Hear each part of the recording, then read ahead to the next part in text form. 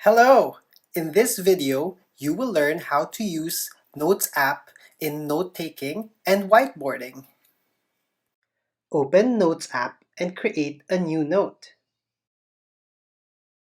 View it on full screen. Tap on Share and select Lines and Grids to choose a background for your note. You may now start to make your digital note using markup tools. You may also use this as a digital whiteboard.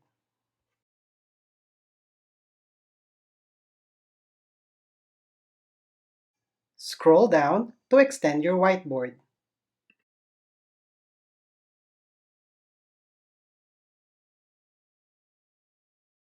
Explore the other features of Notes app, such as scanning documents and taking photos and videos.